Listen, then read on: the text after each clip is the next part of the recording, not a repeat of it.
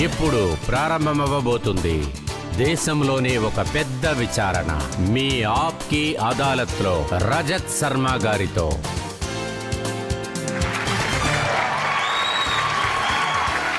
నమస్కారం. Thank you. ఆప్కి అదాలత్లో మీ అందరికీ స్వాగతం. మీ ఆప్కి అదాలత్లో ఇవాళటి అతిథి ఒక గొప్ప వ్యక్తి.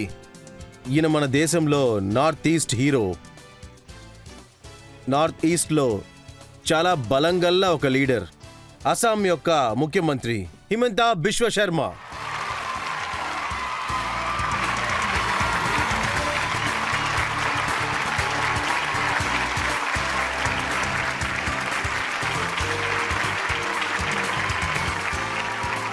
ఈరోజు మీ ఆప్కి అదాలత్లో మనకి జడ్జిగా రాబోతుంది ఎవరంటే ప్రబలమైన పత్రికా వ్యక్తి ప్రదీప్ సింగ్.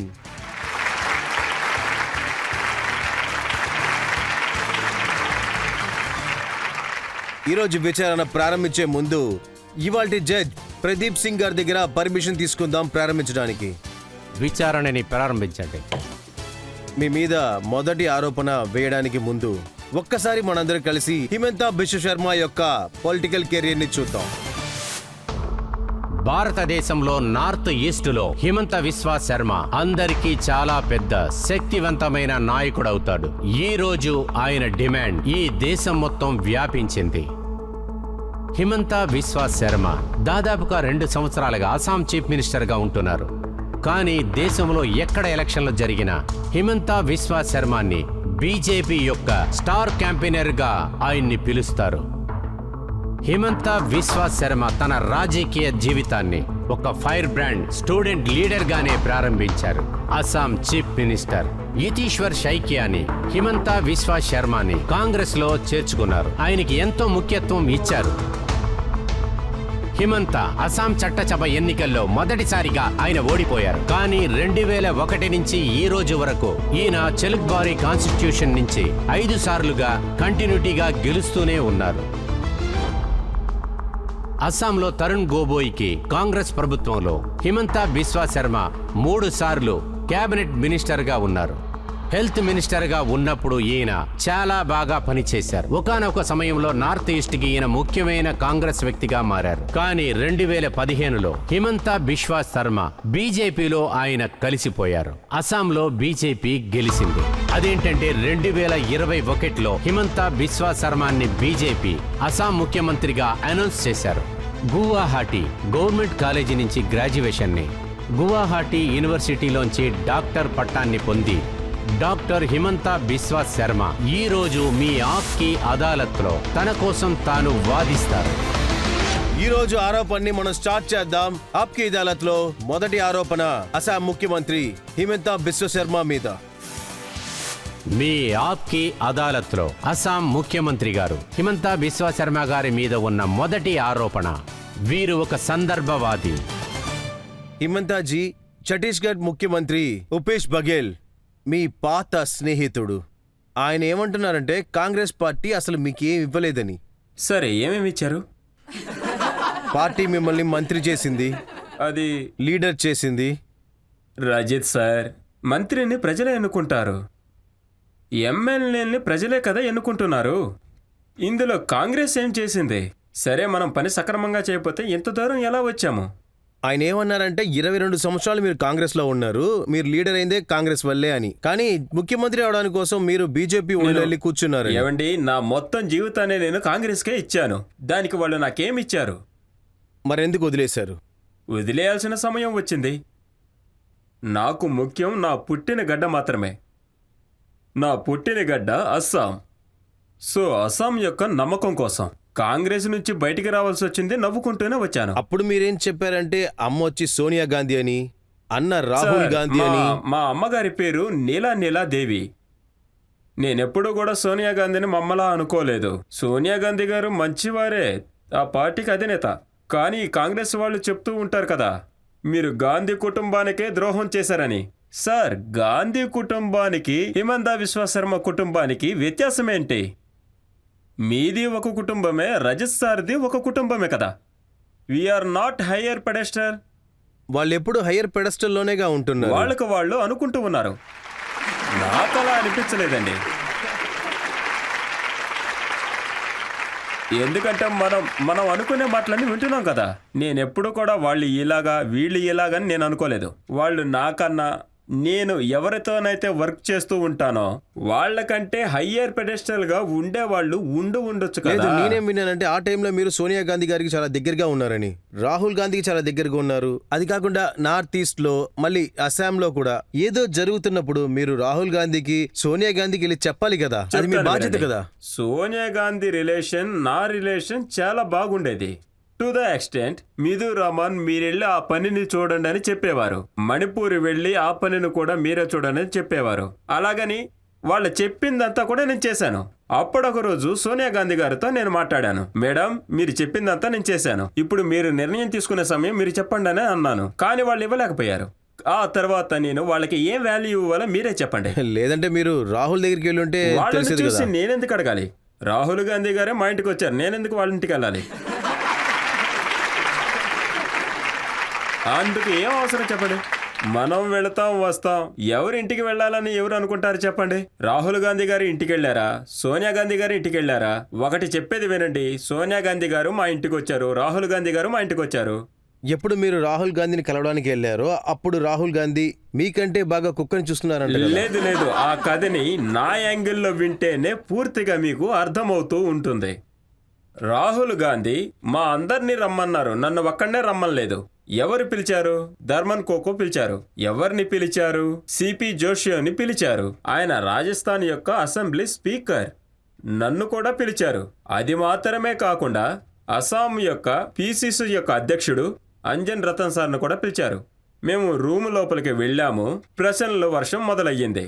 తర్వాత మేము ఊరికే అలా మాట్లాడుకుంటూ ఉన్నాము. ఆయన గారి కుక్క వచ్చింది. అది కూడా ఏ టేబుల్లో అయితే మాకు బిస్కెట్ టీ సర్వ్ చేశారో అందులో కూర్చొని కుక్క తినడం మొదలుపెట్టింది. మా ముగ్గురిని చూసుకున్నాము. ముగ్గురం కూడా ఆ టేబుల్లో నుంచి తీసుకొని తింటూ ఉన్నాం. నాకు ఒకలాగా అనిపించింది. నేను మొదటిసారిగా వెళ్ళాను. వాళ్ళ కలిసిరే కుక్కతో పాటు కూర్చొని వాళ్ళందరూ కలిసి తింటారు అనుకున్నాను. నేను వాళ్ళతో నాకు ఇదంతా సెట్ అవ్వదని చెప్పాను.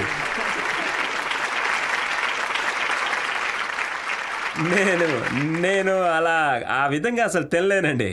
ఆ తర్వాత నేను వాళ్ళతో చెప్పాను, సరేనండి నేను ఇంకోసారి రానని చెప్పాను. తర్వాత ఒకసారి అదే కుక్కతో రాహుల్ గాంధీ ఒక వీడియో. ఆ కుక్కే. ఓ, ఆ కుక్కేనా? అదే కుక్క. కానీ ఆ వీడియో అప్లోడ్ చేశాక ప్రజలందరూ ఇదిగో చూడండి కాంగ్రెస్ వాళ్ళే వేశారు, చూడండి ఈ కుక్క మీకంటే చాలా విశ్వాసం కలదని. ఇలా చూడండి, ఈ విశ్వాసం అనే మాట ఎందుకు వచ్చింది? ఏమండి, మనం విశ్వాసంగా ఉండటానిక ఆ పార్టీలో చేరాము. అసలు విశ్వాసం అంటే ఏంటండి? వీళ్ళు నాకు నేర్పిస్తున్నారా విశ్వాసం గురించి? ఇలా చూడండి సార్, రంజిత్ గారు, చూడండి, ఇలా చూడండి. నార్మల్గా అయితే నేను ఇది మేము వేరే ఒప్పుకుంటాం విధంగా ఇది. చెబితే మీకు అర్థం అవుతుందని అనిపిస్తుంది. రాహుల్ ఒక పొలిటికల్ పార్టీ యొక్క కొలిక్ అండి. మీరు ఈ దేశానికి కదా విశ్వాసంగా ఉండాలి. తిరిగి ఈ కాంగ్రెస్ వాళ్ళు వీళ్ళకి బుర్రలో ఏముంటుందో తెలియదండి. విశ్వాసం అని చెప్తూ ఉంటారు. వాళ్ళు రాహుల్ గాంధీ గారి దగ్గర అప్పేమన్నా తీసుకొని ఉండొచ్చు, నేనేం తీసుకోలేదు. అందుకనే నేను ఎందుకు విశ్వాసంగా ఉండాలి? నార్మల్గా అయితే అందరూ ఏమంటున్నారంటే ఇవాళ కాంగ్రెస్ ఇలా ఉండడానికి కేవలం గాంధీ కుటుంబం మాత్రమే కారణమని. ఇవాళ ఓట్లు పడుతున్నాయంటే అది కేవలం అది రాహుల్ గాంధీ తప్పుడు విషయం కోసమేనని. అండి. కాంగ్రెస్ అనేది గాంధీ గారికి సంబంధించింది. పేరు హైజాక్ చేసి కూర్చున్నారు. ఈ రోజు ఉన్న కాంగ్రెస్ ఉంది కదా, రాహుల్ గాంధీ అవసరం కోసం గాంధీ అనే పేరు పెట్టుకున్నారు. ఆ పేరే హైజాక్ చేయబడింది. సోనియా గాంధీ గారు ఆమె పేరులో నుంచి గాంధీని కట్ చేశారు. కాంగ్రెస్ ఉంటుందా? ఈ రోజున్న కాంగ్రెస్ ఉంది కదా, అదిగో అక్కడ పిక్చర్లో ఉన్నాడే మహానుభావుడు గాంధీ గారిది. ఆయన వల్లే ఈ కాంగ్రెస్ ఇక్కడుంది, లేకపోతే ఎక్కడ ఉంటుంది? గాంధీ గారి కుటుంబమే. కానీ ఆ గాంధీ గారి కుటుంబం ఈ గాంధీ గారి కుటుంబం కాదు, మహాత్మా గాంధీ గారి కుటుంబం. హేమంత్ గారు, అది కాదు, డిస్మిస్ చేయమని చెప్పండి. నేను డిస్ప్యూట్ చేస్తాను. చూడండి, మీరు ఏది చెప్పి డిస్మిస్ చేస్తారు? 24 డిసెంబర్ 2010లో హిమంత బిశ్వ శర్మ ట్వీట్ చేశారు. అందులో మీరు రాశారు ఏంటంటే Rahul Gandhi is the prime minister of India in a short period of time. అవును, అప్పుడు మోడీ సార్ లేరు కదా. 2014లో మోదీ గారు కమింగ్ టు పిక్చర్. ఆ సమయంలో కూడా మేము అదే అనుకున్నామండి. 2010లో మాకు వయసు ఎంత అని మేము కూడా అదే మనసులో అనుకుంటూ ఉండేవాళ్ళం. మొదట్లో ఇందిరా గాంధీ, రాజీవ్ గాంధీ, రాహుల్ గాంధీ, ఆ తర్వాత ప్రియాంక గాంధీ కొడుకు, అలాంటి కాన్సెప్ట్లోనే మేము ఉన్నాం. నేనేం నిజం దాచట్లేదు. మేమందరం వెళ్ళి కొత్త పార్టీలో చేరామంటే మా పాత ట్వీట్లన్నీ వాళ్ళు డిలీట్ చేస్తారు. నేను నా పాత ట్వీట్లన్నీ ఏది కూడా డిలీట్ చేయలేదు. నా ట్వీట్లో ఉన్నాయే వాళ్ళు తీసి మాట్లాడుతున్నారు. నేను కాంగ్రెస్లో జాయిన్ అయినప్పుడు ఇది చాలా మందికి తెలియదండి. ఆ రాత్రికి రాత్రే ఆ పాత ట్వీట్లన్నీ డిలీట్ చేశాను. ఆ పాత ట్వీట్లన్నీ. బట్ నేనెందుకు ట్వీట్లన్నీ డిలీట్ చేయలేదంటే, లేదు నా పిల్లలకి నేను చెప్పాల్సి ఉంటుంది కదా. ఇలా చూడండి, మీ నాన్నగారు 2010లో ఏం ఆలోచించాడు, ఈ రోజు ఏం ఆలోచిస్తున్నాడో చెప్పాలిగా. మన దేశమే 2010లో అలా ఆలోచించింది, ఈ రోజు మాత్రం వేరేలా ఆలోచిస్తుంది. This is changing the picture of India. అది మీరు నా ట్వీట్ చూసే తెలుసుకోవచ్చు. చూడండి, మీతో ఉన్న పాత కాంగ్రెస్ పార్టీ వాళ్ళు ఏమంటున్నారంటే మీ మీద చాలా కేసెస్ ఉన్నాయి, దాంట్లోంచి బయటపడ్డానికని ఎగ్జాంపుల్ వచ్చి పవన్ చేయడానికి చూపిస్తున్నారు. వాళ్ళు ఏం చెప్పారంటే నాదా స్కాన్లో ఉంది, సాదా స్కాన్లో ఉంది, అన్నిట్లో మీకు వాటా ఉందంట. అదే కాకుండా ఇది ఫెయిర్ అండ్ లవ్లీలా తయారైందంట. ఇలా చూడండి, ఇక్కడ నా ఇండివిజువల్ చెప్తాను. ఇప్పుడు పార్టీలో ఉన్న పాత నా ఫ్రెండ్స్ ఎవరు నాకు ఎదురుగా మాట్లాడలేదు. ఇప్పటికీ నా స్నేహితులే, అందరూ నా స్నేహితులే. ఇప్పటికీ ఎవరు కూడా నాకు ఎదురుగా మాట్లాడలేదు. సెకండ్, నా పేరులో ఏ కేసు ఉంది, ఏ దేశంలో ఉంది, ఏ కోర్టులో ఉంది, ఎగ్జాంపుల్గా ఒక్క విషయం చెప్పండి. నేను చెప్పొచ్చు కదా మీకు బొబ్బా స్కూల్లో చాలా కంప్లైంట్ ఉందని, కానీ దానికి ఆధారాలు చూపించాలిగా. నా కేసు ఎక్కడుంది అది అడిగే నేను పిచ్చివాడిని అయిపోతున్నానండి. లేదా ఆ కేసు నెంబర్ అయినా చెప్పండి, నేను ఆఫీసర్ దగ్గరికి వెళ్ళి అడిగి. నాదా స్కాన్ లో మీకు సిబిఐ రైడ్ జరిగిందని. ఇలా చూడండి, సిబిఐ నన్ను రమ్మన్నారు యాజ్ ఎ విట్నెస్. కోర్టులో ఛార్జ్ షీట్ వేశారు. అందులో హిమంతా బిస్వా శర్మ అనే witness. While I was in Congress, not when I was a BJP. అందువల్లే నేను బీజేపీలోకి వెళ్ళి చేరానని చెప్తారు. ఇలా చూడండి, సిబిఐ నన్ను విచారణకు పిలిచింది 2014లో. 2015 బిగినింగ్లో సిబిఐ ఏం చెప్పారు, ఇతను నేరస్తుడు కాదు, విట్నెస్ అని చెప్పారు. ఫిబ్రవరిలో వెళ్ళి సోనియా గాంధీ గారి చేతిలో పేపర్ని పెట్టాను. మేడం చూడండి, నేను క్లీన్ అని చెప్పాను. ఆ తర్వాత నా ప్రాబ్లంని మీరు రిజాల్వ్ చేయలేదు. లేదు, నేను ఆగస్టులో వెళ్ళి బీజేపీలో జాయిన్ అయ్యాను. వెన్ ఐ జాయినింగ్ బీజేపీ, అప్పటికీ నా మీద ఏ కేసు లేదు, ఎప్పటికీ కూడా నా మీద ఏ కేసు లేదు. రాబోయే రోజులు కూడా నా మీద ఏ కేసు ఉండకూడదని దేవుణ్ణి ప్రార్థిస్తాను. మరి లూయిస్ బర్గర్ కేసు లేదా మీ పైన? నాకు తెలిసినంత వరకు ఏమీ లేదు. నేనే స్వయంగా వెళ్లి ఫ్రంటల్లో కేసు పెట్టడం జరిగింది. సుప్రియ గారు కాంగ్రెస్ ప్రభుత్వం గురించి ఆమె చెప్పింది కదండి, అసలు నిజమేంటో ఇప్పుడు నేను మీకు చెప్తాను. నా పేరును తరుణ్ గొగోయి గారే చాలాసార్లు చెప్పారు. నా పేరులో లూయిస్ బర్గర్ కేసు ఉందని. నేను గోహాట్ టీమ్ సెషన్ కోర్టులో కేసు పెట్టాను. అయ్యా, నా కేసు నెంబర్ మాత్రమే చెప్పండి, నేను వెళ్ళి మాట్లాడుకుంటాను. కానీ గొగోయి సారు నా కేసు నెంబర్ మాత్రం ఇవ్వలేదు. తర్వాత కోర్టు కోకో సార్కి ఇంజెక్షన్ చేశారు. అప్పటి వరకు ఆ వ్యక్తితో మీరు ఏం మాట్లాడకూడదు, ఆ కేసు నెంబర్ ఇచ్చేంత వరకు ఏం మాట్లాడకూడదు అని చెప్పారు. ఇలా చూడండి, మన నోటుకు వచ్చింది ఏదో ఒకటి మాట్లాడామనుకోండి, ఈయనకి ఎదురుగా అది ఉంది ఇది ఉంది అని చెప్పి తర్వాత ట్వీట్లు మొత్తం చేస్తూ ఉంటారు. నీ తర్వాత వస్తాయండి. కానీ నేను ఈ రోజు కోర్టులో చెబుతున్నాను, వివరంగా చెప్తున్నాను. నా మీద ఏం కేసులు ఉన్నాయో వివరంగా చెప్పండి, లేదంటే పేపర్ చూపించండి. చూడండి, అన్నిటికంటే ఇంట్రెస్టింగ్ అయినది, ఫస్ట్ ఆఫ్ ఆల్ నేను దానికి భయపడే వ్యక్తిని కాదండి. లేదండి, నేను అలాంటి సిస్టంలో లేను. ఇలా చూడండి, నేను మళ్ళీ చెబుతున్నాను, కాంగ్రెస్ను చూసి నేను భయపడే వ్యక్తిని మాత్రం కాదు. తర్వాత కాంగ్రెస్ను చూసి భయపడాల్సిన అవసరం నాకు లేదు. నేను ఇప్పటి వరకు ఒక వ్యక్తి దగ్గర మాత్రం విన్నాను, రాహుల్ గాంధీ. ఇలా చూడండి, రాహుల్ గాంధీ గారిది వేరే సిస్టమ్ ఉంటుంది. రాహుల్ గాంధీ గారు భయపడరు, ఎందుకంటే కోర్టుకు వెళ్ళొస్తూ ఉంటారు కదా.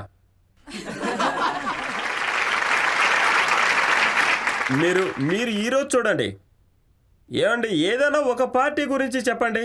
అదేంటంటే మీరు ఏ స్కామ్ పేరు చెప్పినా కూడా ఆ స్కామ్ LAZE అలా జరిగినా కూడా గోకోసార్కి సంబంధించింది. అది మార్చిలో జరిగింది. అప్పుడు వాళ్ళు తప్పుడు ప్రచారం చేస్తున్నారేంటి? చూడండి, రాహుల్ గాంధీ గారే మీ పేరు తీసుకున్నారు, ట్వీట్ చేశారు కూడా. అదానితో పాటు చాలా మందికి సంబంధాలు ఉన్నాయని చెప్పి. నేను కూడా రాహుల్ గాంధీ పేరుతో ట్వీట్ చేస్తూనే ఉన్నానే. వాళ్ళు ఏమన్నారంటే 20,000 కోట్లు. రాహుల్ గాంధీ గారు నా పేరుతో ట్వీట్ చేయటం మీరు చూసే ఉండి ఉంటారు. నేను రాహుల్ గాంధీ పేరుతో ట్వీట్ చేస్తాను కదా, అది మీరు చూడండి. మీరు ఎందుకని ఆ గాంధీ పేరు పెట్టుకున్న వాళ్ళని అంత ఎత్తులో పెట్టారు? ఎందుకంటే వాళ్ళు మన దేశాన్ని 60 ఏళ్లు పాలించారు. ఏం బాగు చేశారండి? దేశాన్ని నాశనం చేశారు.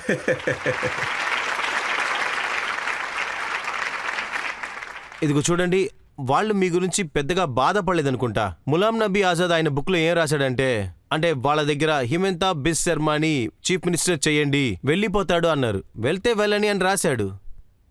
అవును, వాళ్ళు అలాగే చెప్తారు. ఎవరైనా వెళ్ళాలనుకుంటే వెళ్ళండి, అప్పుడే కదా ఒంటరిగా ఉండగలం. లేదంటే వాళ్ళ లెవెల్కి ఏం తెలియని వాళ్ళు చాలా మంది ఉన్నారు కదా, వాళ్ళతోనే ఉంటారు. ఇప్పుడు అందరూ ఆ పార్టీలోనే ఉన్నారు అంటే ఏదో ఒక రోజు ఆయన ఆ పార్టీ నుంచి పంపిస్తారుగా. అందుకని వెళ్ళేవాళ్ళు వెళ్ళండి, ఉండేవాళ్ళు ఉండని అంటున్నారు. ఒంటరిగా ఉండొచ్చు అని. కానీ మీరు ఎప్పుడు రాహుల్ గాంధీని కలిసి మీరు ఎప్పుడు ఇలాంటి విషయాలు చర్చించలేదా? ఇలా చూడండి, నాకు రాహుల్ గాంధీ గారు చిన్న వయసు నుంచే తెలుసు. అందుకనే నేను ఎవరిని ఇంప్రెస్ చేయాల్సిన అవసరం లేదు. అందువల్ల నేను కాంగ్రెస్ లో ఉన్నా కూడా నేను 10 సార్లు సోనియా గాంధీ గారిని చూడటానికి వెళతాను, కానీ రాహుల్ గాంధీ గారిని చూడటానికి వెళ్ళను. నేను ఎప్పుడూ కూడా ఒకరిని ఇంప్రెస్ చేయాలని అస్సలు అనుకోను. Is deeps, is arguments, logics, is capacity to do public service. ఎవరైతే ప్రజల బాధని అర్థం చేసుకోవట్లేదో వాళ్ళు ఈ భారతదేశం యొక్క ప్రధానమంత్రిగా అస్సలు ఉండలేరు. ఇప్పుడు అందరూ ఏమంటున్నారంటే భారత్ జోడో యాత్ర చేసిన తర్వాత ఆయనలో చాలా మార్పు వచ్చిందని, చాలా ఇలా తెలుసుకున్నారని. చూడండి, మన ఊరిలో ఒక విధానం ఉంది. రాహుల్ గాంధీ గారు లండన్ వెళ్ళొచ్చారంటే చాలా తెలివితేటలుగా ఉన్నారని అర్థం. తర్వాత భారతదేశం యాత్ర చేశారంటే ఓహో రాహుల్ గాంధీ గారు మెచ్యూర్ అయ్యారని చెప్తారు. 55 ఏళ్ళు వచ్చినా కూడా ఎవరు మెచ్యూరిటీ లేకుండా ఉంటారు? ఇప్పుడు మెచ్యూరిటీ అవ్వాల్సిన వయసు నా కొడుకుదండి. ఏమండి, అయ్యాం అని చెప్తే ఇప్పుడు 60 ఏళ్ళు వచ్చాయి, సన్యాసం తీసుకునే సమయం వచ్చింది, మన సనాతన ధర్మం ఇదని చెప్తారు. ఇప్పుడు కూడా మీకు మెచ్యూర్ అవ్వాల్సిన టైం కావాలంటే you tell me. If A person take 55 years become matured only, ఆ తర్వాత పని ఎప్పుడు చేస్తారు? ఇలా లాంగ్ స్కోప్ మీ అబ్బాయికి ఇస్తారా? 50 ఏళ్ల తర్వాత ఇస్తారా? సోనియా గాంధీ గారికి నేను నమస్కారం చేస్తాను, మొక్కుతాను కూడా. ఆవిడ తన కొడుక్కి 55 సంవత్సరాలు ఇచ్చింది మెచ్యూర్ చేసుకోవటానికి. కానీ ఇప్పుడు మనం చూస్తున్నాము, ట్రక్ డ్రైవర్ని కలుస్తున్నారు, కానీ వాళ్ళకి ఆడుకునే విధానంగా. మీరు చూడాలనుకుంటే ఎప్పుడో చూడొచ్చు, అప్పుడెందుకు చూడలేదు? మీ నాన్నగారు ప్రైమ్ మినిస్టర్గా ఉన్నారు కదా. ఈరోజు ఏమైంది? అస్సాంలో ట్రక్ డ్రైవర్లు కొత్తగా వచ్చారా ఏంటి? మీరు నిజంగా కలవాలని అనుకున్నారంటే ఈ 60 సంవత్సరాల్లో మీరెందుకని కలవలేదు? అలా కలిసి ఉంటే ఈ ట్రక్ డ్రైవర్ల జీవితమే మారిపోయి ఉండేది. కానీ ఇప్పుడు వాళ్ళు నేర్చుకున్నారు కదా. ఇలా చూడండి, ఒకళ్ళు నేర్చుకోవటానికి ఇంత సమయం అయిందంటే భారతదేశమే ఇప్పుడు డిజిటల్గా మారిపోయింది. అంత టైం మీరు తీసుకోవచ్చండి నేర్చుకోవటానికి. ఇదంతా ఒక క్వాలిటీ అని చెప్తున్నారా మీరు? అదొకటి ట్రక్ డ్రైవర్తో మాట్లాడని చెప్తున్నారు. వాళ్ళు ఏమంటున్నారంటే ఎలాగ మోడీజీ గారు ఎవరిని కలవరో రాహుల్ ప్రతి వాడిని ఇంటింటికి ఇలా వెళ్ళి చూడండి, కలుస్తారని. మోదీ గారు ఎవరిని కలవలేదా చెప్పండి? ఈ 24 సంవత్సరాలు నేర్చుకున్నారు. ఆయన ప్రచారం చేయలేదా? ప్రజల్ని వెళ్ళి కలవలేదా? నేనొకసారి అస్సాంలో ఆయన మొదటిసారిగా కలుసుకున్నప్పుడు నౌగాములో మోదీ గారు ఇది నౌగామ్ అని నేను చెప్పాను. హేమంతే నాకు తెలుసు. అప్పుడు నేను ఆయనతో నౌగా యొక్క పక్కన డిస్టిక్ జోర్హాద్ అని చెప్పాను. అది కూడా నాకు తెలుసు అన్నాడు. మీకెలా తెలుసు అన్నాను. ఆయనప్పుడు నాతో ప్రతి ఒక్క జిల్లాలో నేను 2 రోజులు స్టే చేశానని చెప్పారు. సన్ ఎట్నామీ. ఏమండి, అలాంటి ఎక్స్పీరియన్స్ ఉన్న మోడీజీ కూడా అక్కడ ఢిల్లీలో నివసిస్తున్నటువంటి, అది కూడా 55 ఏళ్లగా ఎవరిని కలవని ఒక వ్యక్తి ఎలా కంపేర్ చేస్తారండి? నరేంద్ర మోదీ గారి ఎక్స్పీరియన్స్, నరేంద్ర మోదీ గారి ఎక్స్పోజర్ దేశం మొత్తం యొక్క ఎక్స్పోజర్. ఒక రాత్రి మీరు ట్రక్ డ్రైవర్తో నివసించి అతనికే సవాలు విసిరితే తనకి ఎలా ఉంటుంది చెప్పండి? అలా అయితే మీకు చేతులైతే మొక్కాలి, ఎందుకంటే మీరు మాత్రమే అలా చేయగలరు. నరేంద్ర మోదీ గారితో మీరు పనిచేసేటప్పుడు ప్రైమ్ మినిస్టర్ గారు, మీరు సోనియా గాంధీ రాహుల్ గాంధీతో పనిచేసేటప్పుడు వీళ్ళిద్దరి మధ్యలో మీకు ఏం తేడా తెలిసింది? ఇందులో వాళ్ళిద్దరి మధ్య తేడా ఏంటంటే, నరేంద్ర మోదీ గారు అమిత్ షా గారి ఇళ్లలో ఉండే ఎన్విరాన్మెంట్ ఏంటంటే ఒక సాధారణ మిడిల్ క్లాస్ ఎన్విరాన్మెంటే ఉంటుంది. మీరు వెళ్ళొచ్చు, అక్కడే కూర్చోవచ్చు, అక్కడే తినొచ్చు కూడా. ఏ కుక్క రాలేదు. ఏది కుక్క వచ్చే ఏ ప్రాబ్లం ఉండదు. కుక్క ప్రాబ్లం నేను ఎప్పుడు చెప్పలేదు కదా. కుక్క ఉండటం సమస్య కాదండి. నా ఇంట్లో కూడా ఒక కుక్క ఉంది, కానీ కుక్కని ఏ చోట్లో ఉంచాలి, మనుషుల్ని ఏ చోటులో ఉంచాలి ఆ విషయం మీకు తెలుసుంటే చాలు. కుక్కతో ఏ సమస్య లేదు. మా ఇంట్లో కూడా 3 కుక్కలు ఉన్నాయి. అది పెద్ద విషయమే కాదు. విషయం అదేంటంటే you do not act like A feed well. మిగతా అంతా ఓకే. ఇప్పుడు కూడా చెప్తున్నా చూడండి, మీరు తప్పు చేశారు, ఆ కుటుంబానికి నమ్మక ద్రోహం చేశారని అంటున్నారుగా. ఏమండి, కాంగ్రెస్లో ఉన్న వాళ్ళందరూ అదే ఆలోచనలో ఉన్నారు. నువ్వు గాంధీ ఫ్యామిలీని అవమానిస్తున్నావని. ఈ కాంగ్రెస్ లో ఉన్న కానీ వాళ్ళు ఇప్పుడు ఉన్నారే, కాంగ్రెస్ పార్టీ మారిపోయింది. గాంధీ ఫ్యామిలీని మార్చేసి ఇప్పుడు మల్లికార్జున ఖార్గేని లీడర్ అరే చేసేసారు. ఖార్గే ఏం చెప్తారండి, నేను హైకమాండ్ లో చెప్పింది వినే చెప్తున్నానంటారు. నిజంగానే నేను దాన్ని ఒప్పుకుంటానండి. ఏంటంటే మీరు ఖర్గే లాంటి ఒక పెద్ద మనుషులకి ఇంత పెద్ద పోస్టునిచ్చి ఎందుకు ఊరికే ఉంచారు? ఆ పోస్ట్లో ఒక్క సొంత నిర్ణయం కూడా తీసుకోలేరు. ఖార్గే కర్ణాటక నుంచి వచ్చారండి. కర్ణాటకలో ఎవరు ఏ ప్లేస్ లో ఉండాలో ఆయన నిర్ణయించలేడు. వెళ్ళి గాంధీ ఫ్యామిలీనే కలవాలి, కలిసే తీరాలి. కానీ కర్ణాటకలో సర్కార్ ఎలా చేశారంటే అవునవును, బీజేపీని ఖచ్చితంగా. ఓడగొట్టేశారు. బీజేపీ కూడా ఓడిపోతుంది. ఏంటి ఓడిపోకూడదా ఏంటి? తమిళనాడులో కూడా బీజేపీ ఓడిపోయింది. బీజేపీ హిమాచల్లో కూడా ఓడిపోయింది. కానీ బీజేపీ గెలవడం కూడా జరిగింది. కానీ ఇలా చూడండి, బీజేపీ అలా కాదండి. అదేంటంటే మేము కర్ణాటకలో ఓడిపోము, హిమాచల్ ప్రదేశ్లో మేము ఓడిపోము, అలా కాదండి. BJP takes defeat with humility. కర్ణాటకలో ఓడిపోయింది, అది కొత్త విషయం కాదండి. మేము దాన్ని యాక్సెప్ట్ చేసాం. Yes we lost, we're not blaming PM for that. కానీ కాంగ్రెస్ సమస్య ఏంటంటే వాళ్ళు వెంటనే చెప్తారు ఇది విఎం ప్రాబ్లం అని. మేము అలా చెప్పనే లేదే. కర్ణాటకలో విఎం ప్రాబ్లం అని చెప్తున్నారు నరేంద్ర మోదీ తనిషాని డిక్టేటర్ అని. ఎందుకని అలా చెప్తున్నారు? ఆయన మన పిఎం అండి, తనకు మర్యాద ఇవ్వాల్సిన అవసరం ఉంది. నరేంద్ర మోదీ ఒక తనాసా అయితే అసలు మీరేం చేయగలరు చెప్పండి?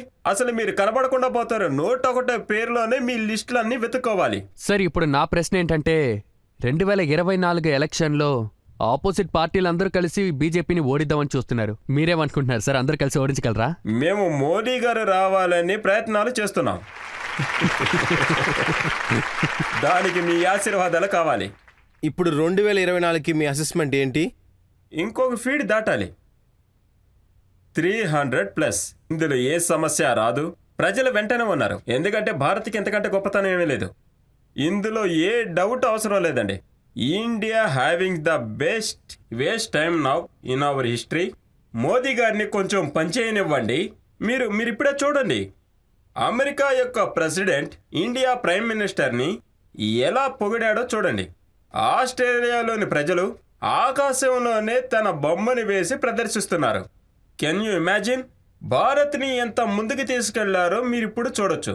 I think after Swami Vivekananda their great speech in America Chicago, after that Modiji is doing so much for this country. దానికి మనం ఆయనకు రుణపడి ఉన్నాం. ప్రతి క్షణము మోదీజీ కోసం మనం ప్రార్థన చేస్తూనే ఉండాలి. అది మోడీజీ గారి కోసం కాదు, ఈ దేశం కోసం, మన భారతదేశం కోసం. ఒక చిన్న బ్రేక్ తీసుకుందాం. బ్రేక్ తర్వాత మీ ఆప్కే అదాలత్లో అస్సాం చీఫ్ మినిస్టర్ దగ్గర ఎన్నో ప్రశ్నలు, ఎన్నో సమాధానాలు. మళ్ళీ కలుద్దాం. ఇప్పుడు మన దేశానికి ఏం కావాలంటే గాంధీ ఫ్యామిలీ కాంగ్రెస్ కల్చర్ ఉంది కదా, అది ముగిపోతుంది. దీనికోసం నేను ఏం చేయటానికైనా సిద్ధమే. Welcome back. ఆప్కే అదాలత్లో ఈ రోజు మన అతిథి అస్సాం చీఫ్ మినిస్టర్ హిమంత బిశ్వ శర్మ. ఆప్కే అదాలత్లో మరో ఆరోపణ.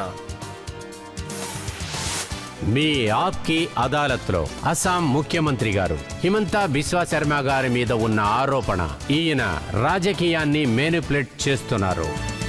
హిమంత గారు ఒకప్పుడు ఎమ్మెల్యేలని కొనడానికి, అమ్మడానికి గోవాలకు తీసుకెళ్లేవారు కదా. కొన్ని సమయాల్లో గజరాక్ కూడా తీసుకెళ్లేవారు. కానీ ఇప్పుడంతా అస్సాంకి తీసుకొస్తున్నారంట. కామాక్షి దేవి యొక్క ఆశీర్వాదం కోసం వెళ్లారు. అస్సాంకి ఇప్పుడు మంచి పబ్లిసిటీ దొరుకుతుంది. దీనికి ముందు ప్రజలందరూ కామాక్షి దేవి గురించి ఏదో కొంచెం తెలుసుకొని ఉన్నారు. ఇప్పుడు చాలా మంది ప్రజలు తెలుసుకుంటున్నారు. ఇప్పుడు అందరూ కూడా అమ్మవారి గుడికి వెళ్తున్నారు. మరి అమ్మగారింటికి వెళ్తున్నారా లేదా మీ ఇంటికి వస్తున్నారా? నేను అమ్మవారి కొడుకునే కదండి. నాకెక్కడ రాజకీయ పార్టీలు ఉన్నాయి. శివసేన ఎమ్మెల్యేని విడదీయడానికి కోసం హిమంత బిశ్వ శర్మ వాళ్ళ పాకెట్స్ లో 50 కోట్లు వేశారంట కదా. ఏమండి, నేను ఇది ఎక్కడా వినలేదు. నా గురించి ఎవరెవరు ఏం మాట్లాడుతున్నారో నాకే తెలియదు. మొత్తం అస్సాము సిద్ధమైనా కూడా అంత డబ్బుని చేకూర్చలేరండి. మొత్తం అస్సాములోనే లేదండి. అస్సాంలో పెద్ద పెద్ద షుగర్ ఫ్యాక్టరీలు ఏమి లేవండి.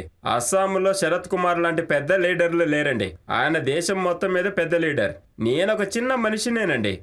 కానీ ఎవరైనా మరి- మా ఇంటికి వచ్చారంటే వాళ్ళకి మంచి భోజనం పెట్టించగలను, అంతే నా వల్ల అవుతుంది.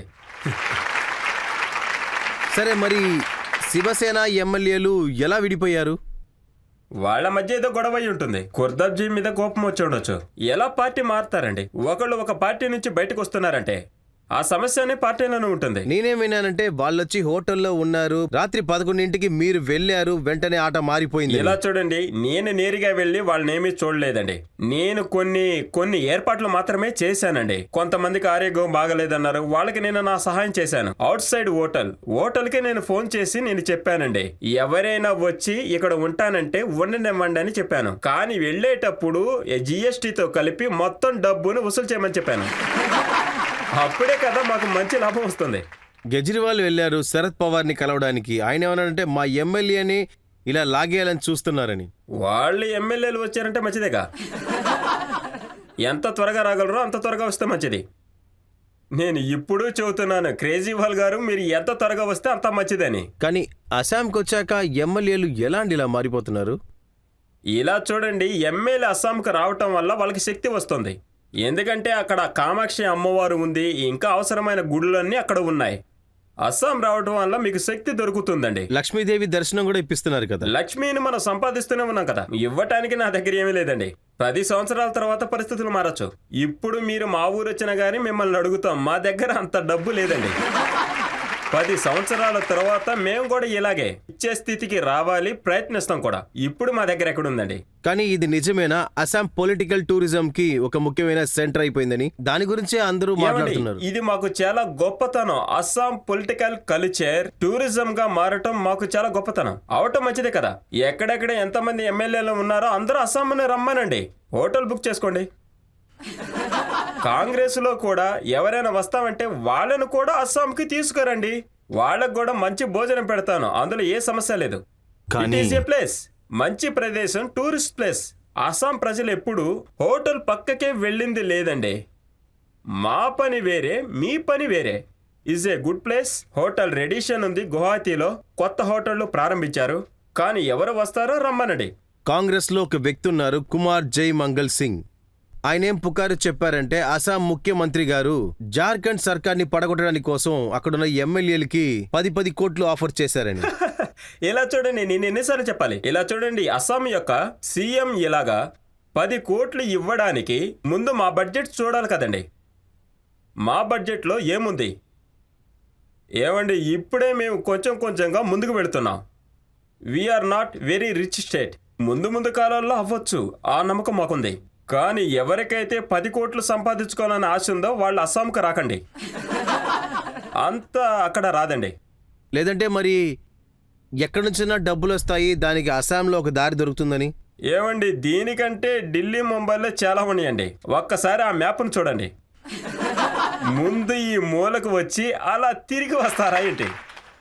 ఏమండి, దీస్ ఆర్ కానీ కంప్లీట్. జార్ఖండ్ లో 3 ఎమ్మెల్యేలు పట్టుబడ్డారు కదా. వెస్ట్ బెంగాల్ లో వాళ్ళ దగ్గర డబ్బులు దొరికాయని వాళ్ళు అస్సాం నుంచేగా తీసుకెళ్ళింది. ఏమండి, అక్కడంతా డబ్బు వస్తుంది, కానీ 10 కోట్లు వస్తాయని చెప్పలేము. 7-8 లక్షలు రావచ్చండి. అది వాళ్ళు ఎక్స్ప్లెయిన్ చేస్తారండి, నేనే చెప్పను. వాళ్ళు కాంగ్రెస్ యొక్క ఎమ్మెల్యేలు, అది వాళ్ళ యొక్క సమస్య అండి. నా తరపు విషయం పక్కా క్లియర్గా ఉంటుంది. ఇలా చూడండి, అది జార్ఖండ్ మిగతా ప్రదేశాలన్నీ in anywhere for democratic election. నేను ఎలాగో జార్ఖండ్లో గెలుస్తాను. నేనెందుకు జార్ఖండ్లో గొడవలు పెట్టాలి? మేము అన్నిటికీ చాలా జాగ్రత్తగా ఓపికగా ఉంటున్నాం. చూడండి, నేను ఇంత డబ్బు ఖర్చు పెడుతున్నానని మీరు ఈజీగా చెప్పి వెళ్ళొచ్చు.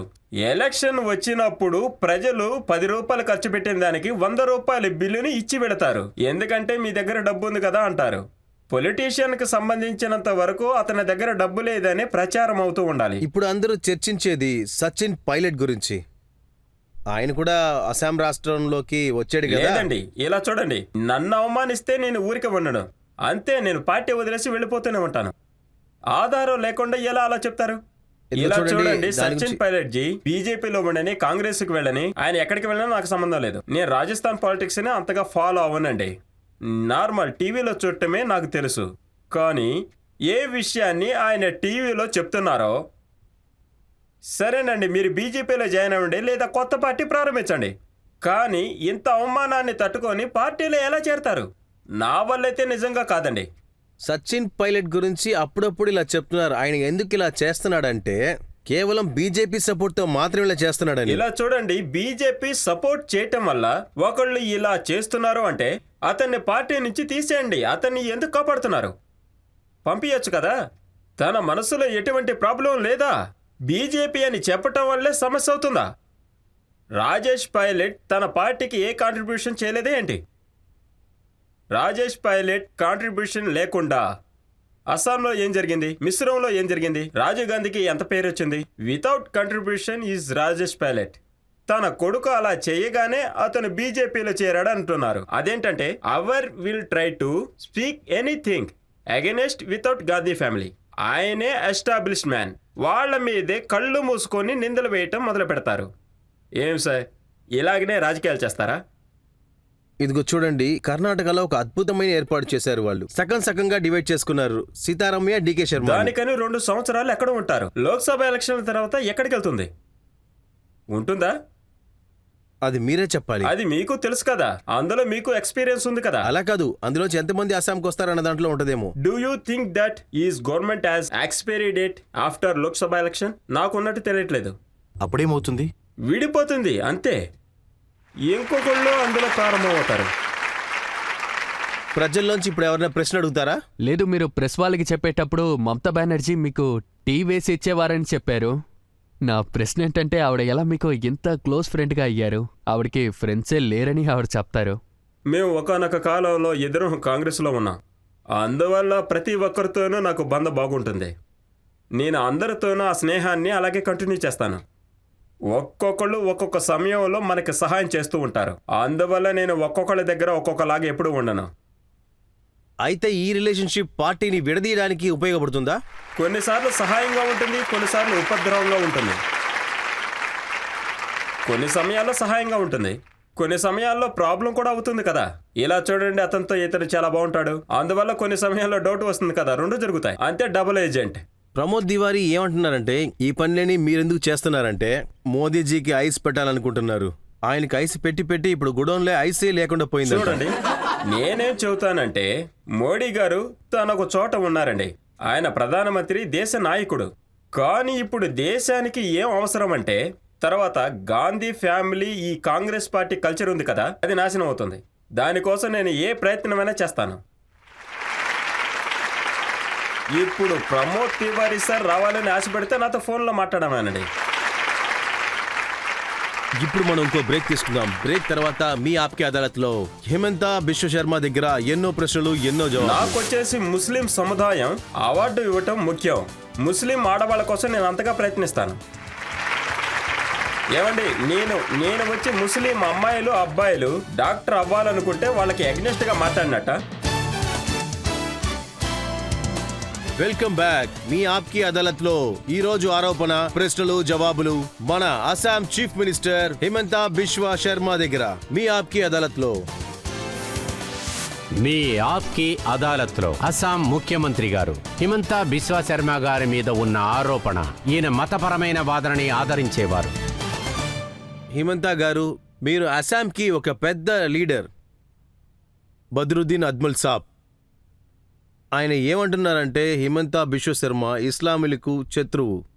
పొద్దున్న లేచిన వెంటనే మొదటిగా ఆలోచించేది ముస్లింని ఎలా ఇబ్బంది పెట్టాలన్న విషయాన్ని గురించేనని చెప్తున్నాడు.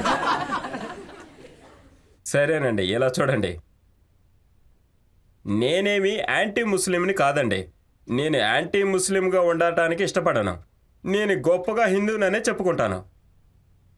I'm a proud Hindu. So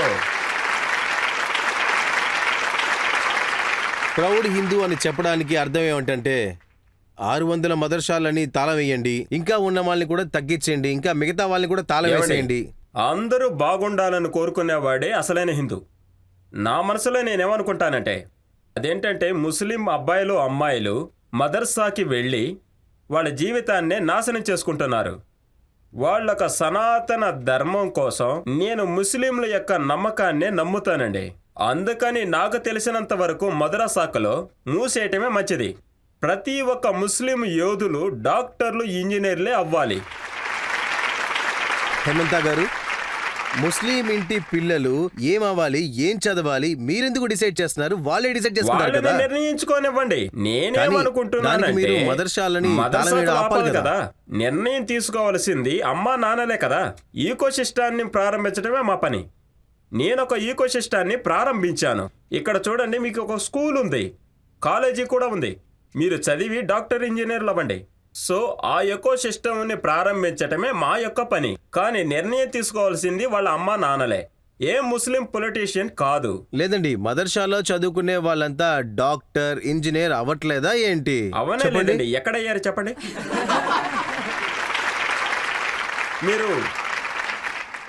మీరు రీసెంట్ పీరియడ్లో ఎవరినైనా చూసారా? వాళ్ళు మదర్సాలో చదివి నేను ఆ ఓఎస్ఎస్ తర్వాత మాటలు విన్నాను. ఆయన ఏం ఇలా చూడండి, చెప్పారంటే, ఆ ఓఎస్సీని మీరు ముస్లిం సముదాయం యొక్క రిప్రజెంట్గా చూడకండి. వాళ్ళు ఎక్కడికి వెళ్ళినా సరే వాళ్ళకి ముస్లింలే ఓటు వేయరు. ఆయన ఏమంటున్నారంటే హిమంత బిశ్వ శర్మ స్కూల్లో హిస్టరీని సరిగ్గా చదవలేదని. ఎందుకంటే మదర్సాలో చదువుకున్న ఎంతో మంది వాళ్ళు ఒకప్పుడు తెల్లవాళ్ళకి వ్యతిరేకంగా యుద్ధం చేశారు. తెల్లవాళ్ళకి ఎదురుగా ఇక్కడ చదువుకున్న వాళ్ళు పోరాడారు. నేను అదంతా లేదని చెప్పట్లేదు. కానీ మదర్సాలో చదివి ఎంతో మంది తీవ్రవాదులు అయ్యారు, ఆల్ ఖైదాలో వెళ్ళి చేరారు. అందువల్ల హిస్టరీలో ఉన్న పాజిటివ్ సైడ్కి వెళ్ళి మీరు చూడకండి. History represent both positivity and negativity, and దాని యావరేజ్ని మాత్రమే చూడండి. రీసెంట్ 30 yearsలో కావాలంటే మీరు చూడండి, ఏ మదర్సాలో నుంచి ఏ పెద్ద మనిషి ప్రూవ్ అయ్యారో చెప్పండి. అలాగా ఎవరైనా సరే భారత్ కోసం పాటుపడ్డారా చెప్పండి. వాళ్ళ కమ్యూనిటీ దాటి హ్యుమానిటీ కోసం ఏమైనా చేశారా చెప్పండి. నేను అలాగా ఏమీ వెళ్ళలేదు, ఏమీ చూడలేదు కూడా. అందువల్ల ఒకేసారి వాళ్ళు చేయలేదని చెప్పను. అందుకని మదరసాలో చదివిన వాళ్ళందరూ టెర్రరిస్టులని నేను అస్సలు చెప్పట్లేదు. నా పాయింట్ మాత్రం ఒకటేనండి, మదరసాలో చదవటం వల్ల మీ జనరల్ ఎడ్యుకేషన్కి రావాల్సినవన్నీ ఆగిపోతాయి. అందుకని మీరు మదరసా వెళ్లాల్సిన అవసరం లేదు. ఖురాన్ చదవాలి, అది నేర్చుకోవాలి, అలాగే నడుచుకోవాలి యాజ్ యు ఆర్ ఫాలోయింగ్ ఇస్లాం. ఇంట్లో చదువుకోండి, మసీదులో ఉన్న ఎకో సిస్టమ్ను మాత్రమే నేర్చుకోండి. కానీ మీ అబ్బాయిలు అమ్మాయిలు డాక్టర్, ఇంజనీర్, డాక్టర్లు అవ్వటానికి ప్రయత్నించండి. You may be his biological parent, కానీ వాళ్ళ జీవితం యొక్క తలుపులు మీరు ఎందుకని మొయ్యాలి?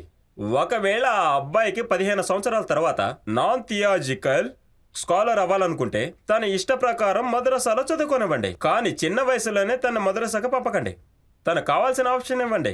లేదు, మీరేం చెప్తున్నారంటే స్టూడెంట్స్ మంచి చెప్తున్నానని.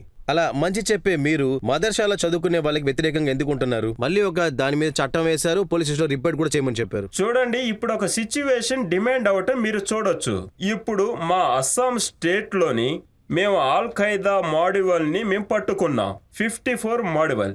ఈ 54 మాడ్యూల్ను బట్టి madrasa teachers is come to out side Assam, వాళ్ళ ఇన్వాల్వ్మెంట్ ఉంది. అందుకనే నేను మదరసా కమిటీకి ఏం చెప్తున్నానంటే, బయట నుంచి ఎవరు వచ్చినా కూడా ముందు స్టేషన్లో రిజిస్టర్ చేయండి, so that we can do due religion of this character from the other government. కొన్ని సమయాలలో బంగ్లాదేశ్ సిటిజన్ కూడా అస్సాంలో మదరసాకు వచ్చి పనులు చేస్తున్నారు, ఆల్ ఖైదాని ఎక్కువ చేస్తూ ఉన్నారు. అదే ఆ సముదాయం మొత్తాన్ని ఇబ్బంది పెడుతుంది. అందువల్ల unlike that the impression in out side Assam. అస్సాంలో మేము ప్రజల దగ్గర, హోమ్ దగ్గర మాట్లాడిన తర్వాతే ఇలాంటి నిర్ణయాలు తీసుకున్నాం. అందువల్లే అస్సాంలో ఇలాంటి కమ్యూనల్ ప్రాబ్లం లేదు. ముస్లింలు నన్ను గౌరవిస్తారు, ఇష్టపడతారు, మా పనుల్ని ఇష్టపడతారు, అలాగే నేను వాళ్ళని ఇష్టపడుతూ ఉంటాను. వాళ్ళకు మర్యాద ఇస్తారు, కానీ ఫ్రీడమ్ ఇవ్వరు అనమాట. 4 పెళ్లిళ్ళు చేసుకునేది మీరు వ్యతిరేకిస్తున్నాను అంటున్నారు. ఖచ్చితంగా ఎదిరిస్తాను, ఎదిరిస్తాం. నా యొక్క కూతురు మీ కూతురు లేక నా కూతురు కావచ్చు. ఇంతకు ముందే ఒక 2-3 పెళ్లిళ్ళైన ఒక వ్యక్తికి ఇచ్చి పెళ్లి చేయగలమా చెప్పండి? అలాంటి విషయాలు నా కూతురికి నేను ఎప్పుడైతే చెయ్యనో, అలాంటి విషయాలు ముస్లిం ఇంటి ఆడపిల్లకి జరగకూడదు. కానీ కానీ మీరు వాళ్ళు ఆపలేరు కదా, ఎందుకంటే అది వాళ్ళ ఇష్టం. అలో చేస్తున్నారు లేదు, కదా, అలా ఇస్లాంలో చెప్పకండి. అలో చేస్తున్నారు అలా కదా వాళ్ళకి. చెప్పకండి సార్. ఈ దేశంలో అందరికీ కూడా ఒకే చట్టం ఉంది, అది మార్చలేము అలాగే ఎదిరించలేమని చెప్తున్నారు కదా. నేను ఆపి చూపిస్తాను. I will stop them by the force of law. దీనిని సుప్రీంకోర్టు, హైకోర్టు మళ్ళీ చెప్తోంది. చట్టంలో ఈ దేశంలో రాజకీయం అనేది డైరెక్ట్ ప్రిన్సిపల్ అని చెప్తున్నారు. యూనిఫామ్ సివిల్ కోర్టుని మీరు సిద్ధం చేయండి. కానీ కాంగ్రెసే కావాలని ఒకటి సిద్ధం చేసింది. అదేంటంటే you cannot Muslim personal law. Indian constitution direct, not a advice. Indian constitution directs all political peoples including people the government to work and to bring reform in Muslim personal law. ఇది మన దరిద్రం అండి, ఇది మన uniform civil responsibility code అండి. వచ్చేటప్పుడు రానివ్వండి. ఈ రోజు వాళ్ళకి అలౌడ్ అండి ఇస్లాంలో. వాళ్ళు అరే, ఒకటి అది చేసుకుంటారు, ఎలా లేకపోతే జరగకుండా 4 ఉంటుంది? మనం చేసుకుంటారు. జరిపించాలి. ముస్లిం అమ్మాయిలే ఒప్పుకున్నప్పుడు మనం ఎందుకు అడ్డు? అరే, అలాగే ఏ అమ్మాయినా ఒప్పుకుంటుందా?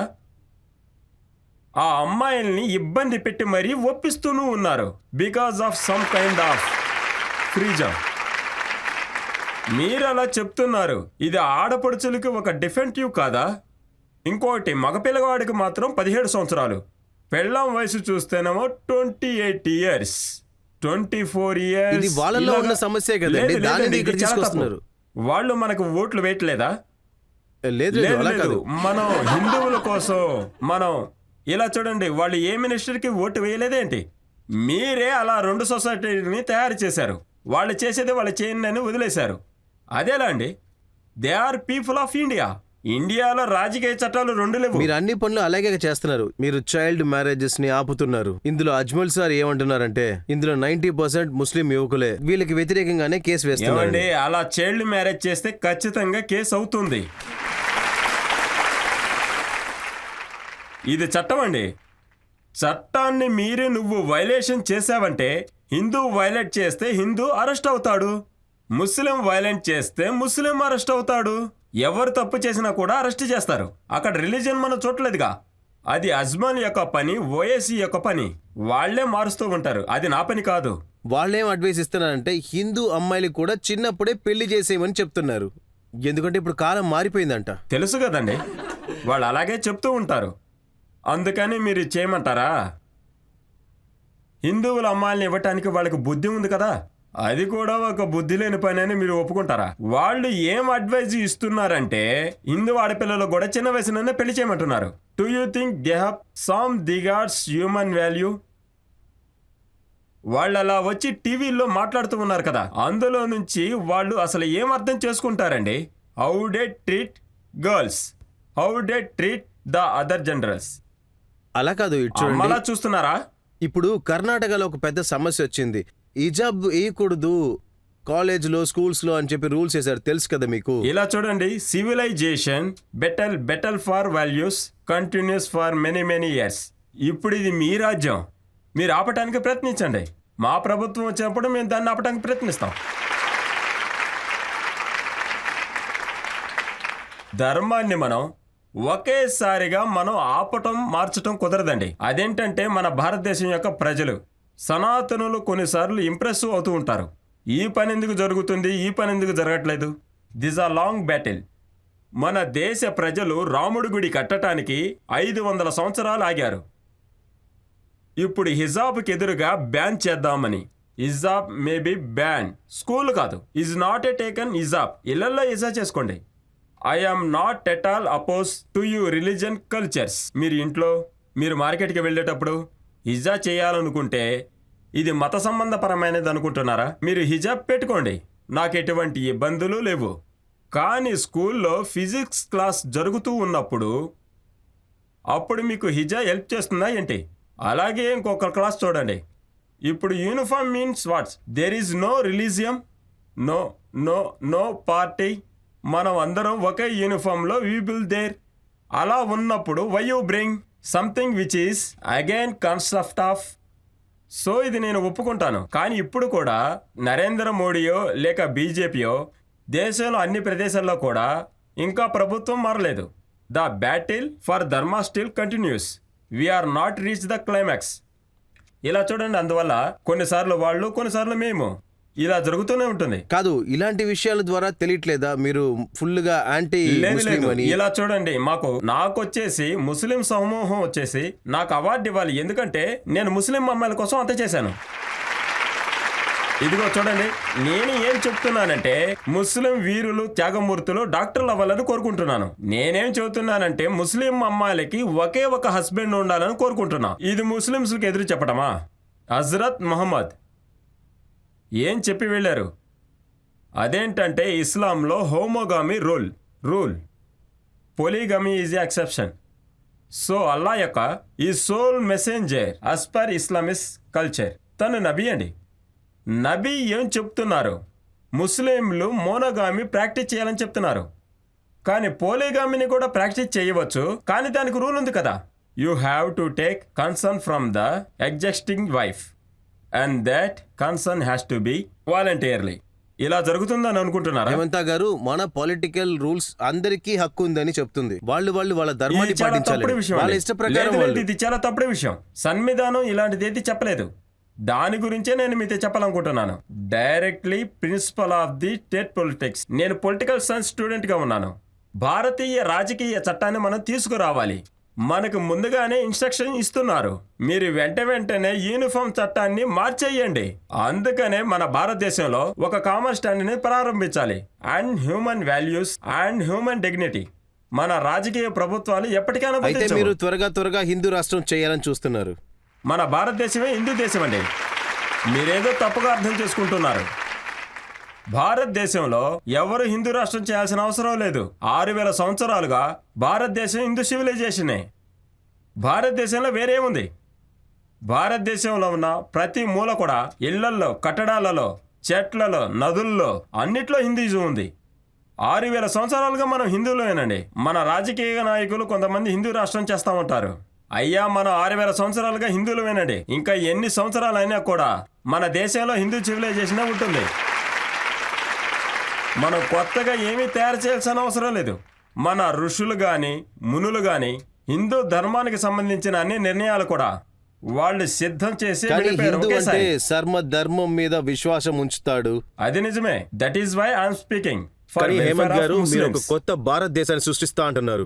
అందులో బాబర్ పేరు ఉండకూడదు, నిజాం హిస్టరీ ఉండకూడదు అంటున్నారు. ఉండకూడదండి. బాబర్ ఒక ఆక్రమణదారుడు. బాబర్ పేరు ఎక్కడుండాలి? తన ఒక ఆక్రమణదారుడు అంతే. దేశాన్ని నాశనం చేసిన వాడి పేరు ఎందుకు ఉండాలి? దేశాన్ని నాశనం చేసిన వాడి పేరు ఆల్ ఆఫ్ ఫేమ్లో ఎందుకు ఉండాలి? మీరు పేరు చెప్తున్నారు కదా, ఏపీజే అబ్దుల్ కలాం గారిని మేము ఎప్పుడు గౌరవిస్తాం. మేము ముస్లిమ్స్ని వేరు చేర్చట్లేదు, మాకు ఏ ప్రాబ్లం లేదు. APJ Abdul Kalam the worship by millions of Indians everyday is our idol. There are any Muslims figure in our countries who ordinary India worship everyday. But బాబర్ని తప్పుగా మాట్లాడొద్దు అన్నారంటే అతను ఆక్రమణదారుడు. చూడండి, అజ్మల్ సార్ ఉన్నారు కదా, అతను చాలా మంచి విషయాలు చెప్పారు. ఏంటంటే మోదీ గారు ఏం ఆశపడుతున్నారంటే మన దేశంలో ఉన్న ముస్లింస్ తనకే ఓటు వెయ్యాలని ఆశపడుతున్నారు. కానీ ఈ హేమంత్, యోగి ఆదిత్యనాథ్ వీళ్ళిద్దరూ ముస్లింస్ ని విడదీయడానికి చూస్తున్నారు. ఇన్ మై కేస్ మేము ఇప్పుడు చేసేది 10 సంవత్సరాల తర్వాత చూడండి, 15 సంవత్సరాల తర్వాత చూడండి, 20 సంవత్సరాల తర్వాత చూడండి, ఖచ్చితంగా ఒకరోజు ముస్లింస్ కూడా బీజేపీకి ఓటేస్తారు. ముఖ్యంగా ముస్లిం ఆడవాళ్ళు వేరే ఎవ్వరికి ఓటేయరు. Let this battle continues for 20 years. ఒక్కసారి ముస్లిం ఆడవాళ్ళకి స్వాతంత్రాన్ని, హక్కుని ఇచ్చి చూడండి. తలాక్ నుంచి విడుదల, పోలిగమి నుంచి ముక్తి, చదువుకోవటానికి గల అర్హత, ఇలాంటి అన్ని ఈకో సిస్టమ్ వాళ్ళకి దొరికిందంటే బీజేపీ కోర్ ఓటింగే ముస్లిం ఆడవాళ్ళు అవుతారు. హిమంత బిశ్వ శర్మకి, యోగి ఆదిత్యనాథ్ కి ఒక పోటీ ప్రారంభమయ్యింది. ఇద్దరిలో ఎవరు పెద్ద హిందూ ఇలా అని. చూడండి, నేను మీకు ఒకే విషయం చెప్తానండి. యోగి గారు చాలా పెద్ద లీడర్. ఆయనకి నాకు అంత పెద్ద కంపారిజన్ లేదు. నేను ఒక చిన్న రాష్ట్రం నుంచి వచ్చాను. యూపీ ఎక్కడ, అస్సాం ఎక్కడ, ఇద్దరిని కూడా కంపేర్ చేయలేరు. దాని గురించి వదిలేయండి. అస్సాంలో కొన్ని చేయాలని నిర్ణయించుకున్నాను, కానీ అవి తప్పకుండా చేస్తాను. ఇప్పుడు ఒక బ్రేక్ తీసుకుందాం. బ్రేక్ తర్వాత ఆప్కే అదాలత్ లో మళ్ళీ కలుద్దాం, ఎన్నో ప్రశ్నలు ఎన్నో సమాధానాలతో. లేదు, ఆయన ఏం చెప్పారంటే, నేను హేమంత్ జీ దగ్గర చెప్పాను ఢిల్లీకి రండి, మా అదే ఇంటికి నేనే రండి అని వస్తాను చెప్పి నా కార్లో ఎక్కించుకుని మొత్తం చూపిస్తానని లేదు, చెప్పి లేదు, కూడా. కారులో కాదు. నేను ముందుగా చెప్పింది ఇంట్లో భోజనం పెడతానని, ఆ తర్వాత కారులో కూర్చోబెడతాను. So I am waiting because I want see is big fan first.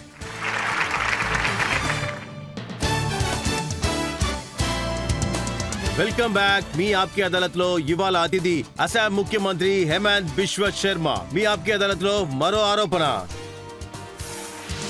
మీ ఆప్కి అదాలత్లో అస్సాం ముఖ్యమంత్రి గారు హిమంతా బిశ్వ శర్మ గారి మీద ఉన్న ఆరోపణ, ఈయన విరోధులని అవమానించేవారు. మీ ట్వీట్స్ చూస్తే రాహుల్ గాంధీ చేసేవంతా సదాం హుసేన్ లాగా ఉందని చెప్పారు. ఆ సమయంలో అలానే ఉంది. ఎట్ టైమ్ నేనేం చెప్తానంటే, రాహుల్ గారు, your face is much better than any of us. You look so good. ఎందుకు ఇలా గడ్డంతో తిరుగుతారన్నాను. షేవ్ చేసుకోండి, బాగుంటుంది. అదేనండి నేను చెప్పింది. కానీ కొన్ని చోట్ల మీరు అమూల్ బేబీ లాగా ఉన్నామని చెప్పారు. అది ఖచ్చితంగా నిజం. ఎందుకంటే అమూల్ యాడ్లో వచ్చే ఫేస్కి ఈ ఫేస్కి ఖచ్చితంగా మ్యాచింగ్ కుదురుతుంది. దానికి నేనేం చేయగలనండి. నా ముఖం కూడా ఎవరో ముఖంలా ఉంటుంది కదా. కానీ ఇది డిస్రెస్పెక్ట్ కదా. కానీ మీరేం చెప్పారంటే, మీ నాన్నగారు ఎవరిని ప్రూఫ్ ఇవ్వమని చెప్పారు కదా. నేను చెప్పింది వివరంగా చెప్తాను. అదేంటంటే సర్జికల్ స్ట్రైక్ని ఆర్మీయే చేసింది. మనం ఆర్మీ దగ్గర ఏ ప్రూఫ్స్ అడగలేదు. Because we're not asking any proof for me. ఇది ఒక పొలిటికల్ స్టేట్మెంట్ మాత్రమే, related to the sacrifice our army who are fighting for the is a border. మీరు ఒకే ఒక్క స్టేట్మెంట్తో ఒక పారాగ్రాఫ్ని డిలీట్ చేస్తే తర్వాత రెండో పారాగ్రాఫ్ని హైలైట్ చేశారంటే అది తప్పే కదా. ఫుల్ స్టేట్మెంట్ ఉన్నా కూడా తప్పు కదా మీ నాన్నగారు ఎవరు అని అడగడం. ఏమంటే అది నిజమే కదా. నేనేం చెప్తున్నానంటే ఐ ఆమ్ నాట్ ఆస్కింగ్. మీరు ఇవ్వండి అని నేను అడగలేదుగా. మీరు ఆర్మీ దగ్గర ప్రూఫ్ అడగొద్దని చెప్పాను. రాహుల్ గాంధీ గారు ఒప్పుకున్నారు. There was a surgical strike. Indian army has completely demoralized Pakistan. The way we don't ask for the proof of the everything. You also don't ask proofs from army. ఈ స్టేట్మెంట్లో తప్పెక్కడుంది? దీంట్లో కాదు. అతను భారత్ జోడా యాత్రలో ఎంతో బాగా చేశారు, కానీ మీరు అతన్ని పాకిస్తాన్కి వెళ్ళి యాత్ర చేయమని వాళ్ళు చెప్పారు. అదే చెప్తున్నారండి. భారత్ అసలు ఎక్కడ విడిపోయింది? లేదు, మీరు నన్ను అడగండి. 1947 ఇండియా విడిపోయింది బిట్వీన్ ఇండియా పాకిస్తాన్. ఇప్పుడు ఎవరైనా ఒకరు ఒక రోజు భారత యాత్ర చేయాలని అనుకుంటే వాళ్ళు పాకిస్తాన్లో చేయాలి, వాళ్ళు భారత్లో ఎందుకు చేయాలి? ఇది ఇండియా ఈజ్ యునైటెడ్. సరే, మీరు అప్పటికి చేయాలనుకుంటే మీరు నాగాలాండ్కి వెళ్ళి చేయండి. ఎందుకంటే అక్కడే కొంతమందికి వేరే దేశంగా ఉండాలని కోరుకుంది కొన్ని గ్రూపులు. అస్సాంలో చేయండి, అక్కడ కూడా ఆల్ఫా సొమలాంటి డిమాండ్ చేస్తున్నారు. కానీ సౌత్ ఇండియా ప్రజలు ఎప్పుడూ సఫరెంటీ డిమాండ్ చేయలేదు. అయితే అక్కడ ఎందుకు చేశారు? మీకు రాహుల్ గాంధీకి అసలు ఏంటి సమస్య? నాకే సమస్య ఉంటుందండి. ఆయనకే మోడీ గారితో సమస్య. ముందుగా మీరేం చెప్పారు? పార్లమెంట్ హౌస్ని మీరు ఎందుకు కట్టారు, ఎందుకు ఇంత డబ్బు వేస్ట్ చేశారన్నారు. Now the parliament house is done. ఇప్పుడు మోడీ గారిని మీరెందుకు ఇనాగ్రేట్ చేస్తున్నారు? అప్పుడు రాహుల్ గాంధీ గారికి బదులు చెప్పాలి ఏంటంటే, మోడీ గారికి మీకు ఏంటి సమస్య? మోడీ గారిని ఈ దేశ ప్రజలు ఓటుతో ఎంచుకున్నారు. లేదండి, మీరు ప్రియాంక గురించి అసలు ఏం మాట్లాడతలేదు కదా. ఆ అవసరమే రాలేదు. లేదు, వాళ్ళు ఏం చెప్పారంటే మన అందరం రాహుల్ గాంధీ దగ్గర నుంచే నేర్చుకోవాలని చెప్పారు. ఏమి నేర్చుకోవాలండి? అలా ఆయన దగ్గర నేర్చుకోవాల్సినంత విషయం ఉంది. ఏంటండి తలంతా హీట్ అయ్యేలా మాట్లాడుతున్నారు?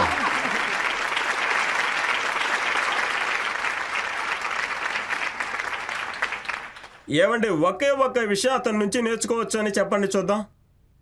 ఆయన ఏదైనా డిబేట్ కాంపిటీషన్లో గోల్డ్ మెడల్ సాధించారా?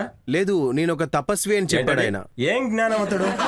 ఇలా చూడండి, మీరు ప్రశాంతంగా, నేను 1996లో జాలుక్బారీలో నేను ఎలక్షన్లో ఓడిపోయాను. 2001లో నేను అక్కడ అదే ప్రదేశంలో గెలిచేంత వరకు నేను అదే ప్రదేశంలో తపస్సు చేస్తూ ఉన్నాను. మీరు ప్రశాంతత వదిలేసి కేరళకి ఎందుకు వచ్చారు? మీరే తొరిమేశారు. మీరెందుకు పారిపోయారు?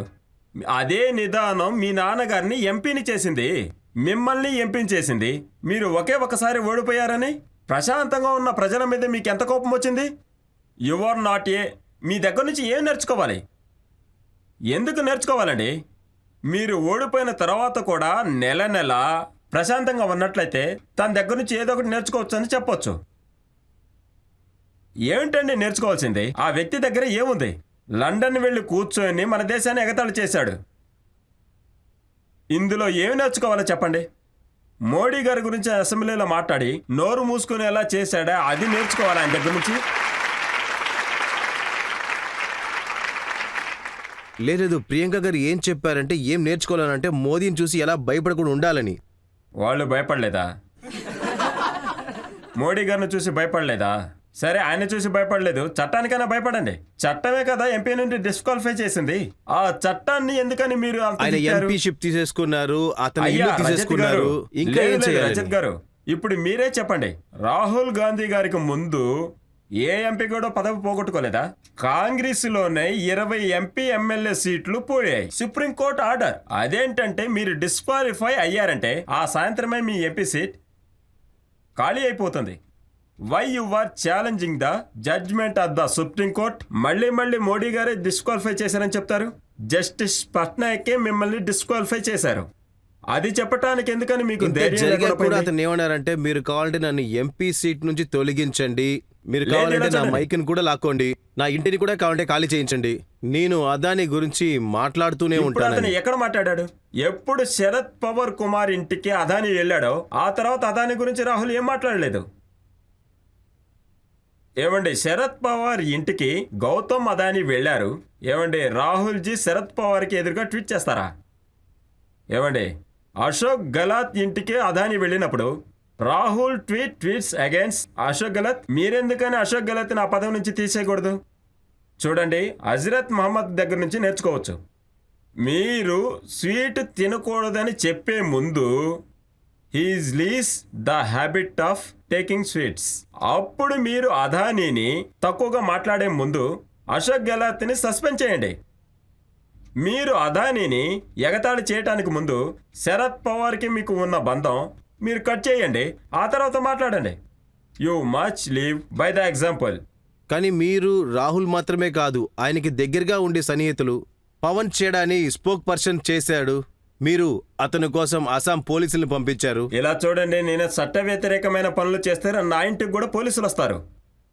అందుకే కదా కేవలం పోలీసులు యూత్ ఉన్నారు. కాంగ్రెస్ వాళ్ళ ఇంటికే కదా పోలీసులంతా వెళ్తున్నారు. దానికి ఏమండి, ప్రెసిడెంట్ ఏమండి, మరి మా ఎవరంటే వాళ్ళ ఇళ్ళకు కూడా ఎంతమంది పోలీసులు వస్తున్నారు? మేము కూడా ఇలాగే ఏడుస్తున్నామా ఏంటి? నేను ఫ్రమ్ 1978 నేను చదువును పూర్తి చేశాను, ఇక్కడ దాకా వచ్చాను. ఎన్నోసార్లు మా ఇంట్లో పోలీసులతో వాగ్వాదాలు, వివాదాలు, అది ఇది అని ఏదేదో జరిగాయండి. నా చిన్న వయసులో కాలేజీ చదివేటప్పుడు ఎన్నో జరిగాయి, నేను ఆడవలేదు. అస్సాం పోలీసే చూడండి, ఇప్పుడు ఇప్పుడు ఎందుకు ఒక వస్తున్నారు? పవన్ గ్యారేజీని పోలీసులు అరెస్ట్ చేయడానికి వస్తే వాళ్ళతో మీరు ఎందుకు గొడవ పెట్టుకుంటున్నారు? ముందు అతన్ని అరెస్ట్ అవ్వమని చెప్పండి. కోర్టులు ఉన్నాయి కదా, తనకు బెయిల్ ఇస్తుంది. మీరందరికీ ఈ మాట చెప్తున్నారు, కేజ్రీవాల్ కూడా చెప్పారు అస్సాంకి వస్తే జైల్లో పడేస్తానని చెప్పి. నేను అలా చెప్పలేదండి. మీరు నా గురించి అసెంబ్లీలో మాట్లాడారే, అది మీరు అస్సాంలో మాట్లాడితే కేసు వేస్తాను, జైల్లో వేస్తానని చెప్పలేదే. నేను కేసు పెడతాననే చెప్పాను. మరి ఆయన ఏం నేను చెప్పారంటే కేసు పోలీస్ స్టేషన్ లో పెట్టనండి, డైరెక్ట్ గా కోర్టుకి వెళ్ళి పెడతాను. లేదు, ఆయన ఏం చెప్పారంటే నేను హేమంతాజీ దగ్గర చెప్పాను ఢిల్లీకి రండి, నేను మా ఎదురు ఇంటికి రండి అని చూస్తున్నాను. చెప్పి నా కార్లో ఎక్కించుకుని మొత్తం చూపిస్తానని లేదు, చెప్పి లేదు, కూడా. కారులో కాదు. ముందుగా అతను ఇంట్లో అన్నం పెడతానని చెప్పాడు, తర్వాత కారులో కూర్చోబెడతానన్నాడు. So I'm waiting because I want do she's big mansion fast. నేను ముందు ఒకసారి బాగా తినేసి అప్పుడు ఆయనతో పాటు కారులో కూర్చొని ఢిల్లీని బాగా చూసి వస్తాను. అయితే మరి మీరు కరెక్ట్ గా 10 రోజుల ముందు నా గువాహటి ప్రెస్ కాన్ఫరెన్స్ లో నేను ఈ రిపీట్ చేశాను. కేజ్రీవాల్ లెటర్ కోసం నేను ఎదురు చూస్తున్నానని, నన్ను ఎప్పుడు పిలుస్తాడని ఎదురు చూస్తున్నా. ఇది బెదిరింపు కాదండి. మిమ్మల్ని పిలిచే దమ్ము లేదా, లేకపోతే అసలు ఎలా దమ్మే లేదా? వస్తుందండి? నేను వెళ్ళేటప్పుడే నా ఫోటోగ్రాఫర్ను కూడా నాతో పాటు తీసుకెళ్తానుగా. ఇల్లు మొత్తం తిరిగేటప్పుడు ఫోటోలు ఎలా తీస్తారుగా, అప్పుడు ఎలా బెదిరిస్తారు? కేజ్రీవాల్ దగ్గర మీరు ఏమన్నారంటే పిరికి వాళ్ళగా మాట్లాడుతూ ఉండొద్దని, దమ్ము ఉంటే మొగోడిలాగా మాట్లాడమని చెప్పారు. ఆయన మొగడే కదా. ఏమండి, కేజ్రీవాల్ గారు ఒక ఫెమిలియన్ ఎక్సీన్ని మొదలు పెట్టారు. ఆయన ఢిల్లీ అసెంబ్లీకే కాల్ చేస్తారు. ఆ అసెంబ్లీ రూల్ ఏంటో నాకు తెలియదు. ఆయన కాల్ చేస్తారు, అప్పుడు ఒక స్పీచ్ని ఇస్తారు చూడు, సేమ్ వ్యూస్. ఆ తర్వాత ఆయన అక్కడుండి ఆ సభలోనే ఆయన మోడీ గారిని ఎంతవరకు తిట్టగలరో అంతవరకు తిడతారు. నేను మొదట్లో ఆలోచించాను ఈయనెందుకు అలా తిడుతున్నాడని. పబ్లిక్ మీటింగ్స్, ప్రెస్ కాన్ఫరెన్స్ ఆయన అదే మళ్ళీ మళ్ళీ చెప్తూ ఉంటారు. అప్పుడే నాకు అర్థమైంది, అసెంబ్లీలో మాట్లాడితే మీకు ఎదురుగా ఏ డిఫరెంట్ కేసు రాదు. You are enjoying that privilege. నేను ఉన్న అసెంబ్లీలో మీరేం తిట్టినా మీ మీద డిఫెమేషన్ కేసు వెయ్యలేరు. సో అందువల్ల Arvind Kejriwal, the shelter of assembly, the attack is political opponent. This is a symbol of cowardness. So అది వదిలేసి బయటకు వచ్చి, మగాడైతే బయటకు వచ్చి మాట్లాడాలి కదా. Why you take shelter of privileges of privilege of assembly? బయట మాట్లాడితే ఆయన మీద మీరు కేసు వేస్తారు కదా. మీరు కూడా కేసు పెట్టండి. నేను పోలీస్ స్టేషన్కి వెళ్ళి కేసు పెట్టనండి, డైరెక్ట్ కోర్టుకి వెళ్ళి కేసు పెడతాను. నా గురించి అలా మాట్లాడితే కేసు పెట్టకుండా ఆయన దగ్గరికి వెళ్ళి నమస్కారం చేసి నా గురించి బాగా మాట్లాడారు, సంతోషం అని చెప్పాలంటే వై యూ ఎక్స్పెక్ట్ దట్? హేమంత గారు, మీ దగ్గర ఎన్నో ప్రశ్నలు అడిగాను నేను. కాంగ్రెస్ గురించి, రాహుల్ గాంధీ గురించి, కేజ్రీవాల్, ఆమ్ ఆద్మీ పార్టీ గురించి, ఆ హిందుత్వం గురించి, కమ్యూనిస్ట్ గురించి ఏ ప్రశ్నను మీరు అడ్డుకోకుండా చాలా ఓపికతో సమాధానం ఇచ్చారు. ఒక బ్రేక్ తీసుకుందాం. బ్రేక్ తర్వాత ఆప్కే అదాలత్ లో ఈ రోజు జడ్జ్ ప్రదీప్ సింగ్ గారిచ్చే తీర్పుని విందాము.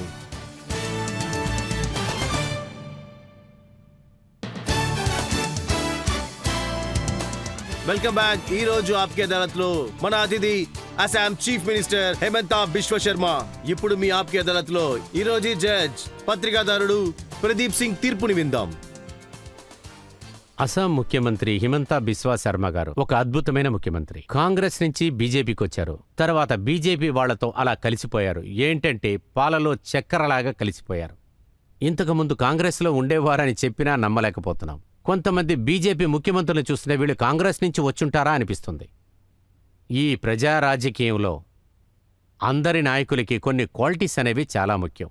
ఎందుకంటే ఒకే నాయకుడి దగ్గర అన్ని క్వాలిటీస్ ఉంటాయని మనం ఎదురు చూడకూడదు. అది ఉండటం అనేది ఎంతో పెద్ద కష్టమైన పని. వాళ్ళకి పరిపూర్ణమైన రాజకీయం తెలిసి ఉండాలి. అలాగే వాళ్ళకనే ఒక విషనరీ కూడా ఉండాలి. అదే వాళ్ళ స్టేట్ గురించి, వాళ్ళ ప్రదేశం గురించి, స్టేట్ గురించి, దేశం గురించి ఒక విషన్ ఉండాలి. ఆ విషన్ వాళ్ళ స్టేట్ గురించి ఎలా డెవలప్ చేయాలని, తర్వాత దాన్ని పాటించే సామర్థ్యం, తర్వాత ఒక మంచి నాయకుడిగా ఉండే శక్తి, ఇవన్నీ కూడా హిమంత బిశ్వా శర్మ గారి దగ్గర ఉన్నాయి. కానీ హిమంత బిశ్వా శర్మ ఒక్క విషయంలో చాలా జాగ్రత్తగా ఉండాలి. కానీ ఆయన ఇష్టం వచ్చినట్లు మాట్లాడినందువల్ల కొన్ని ప్రాబ్లమ్స్లో ఇరుక్కుంటున్నారు. ఒక్కొక్కసారి ఆయన ఇరుక్కొని కూడా ఉండొచ్చు, అందులోంచి ఆయన తప్పించుకొని కూడా ఉండొచ్చు. ఆయన బాగా తక్కువ సమయంలోనే ఒక పెద్ద నాయకుడిగా మారారు. అదేంటంటే ఆయన ఈ స్ట్రక్చర్ని చాలా జాగ్రత్తగా కాపాడుకోవాలి. ఈ అదాలత్ ఆయన మీద ఉన్న ఆరోపణల నుంచి విడుదల చేస్తుంది. ఈరోజు అతిథి హేమంత బిశ్వ శర్మ గారు ఇలాగే అస్సాం ప్రజలకు సేవ చేస్తూ ఉంటారు.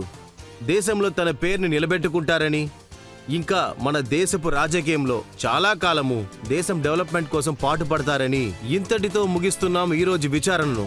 మీ ఆప్కే అదాలత్ లో మళ్ళీ మిమ్మల్ని నెక్స్ట్ ఎపిసోడ్ లో మళ్ళీ కలిసేంత వరకు మీకు ధన్యవాదాలు.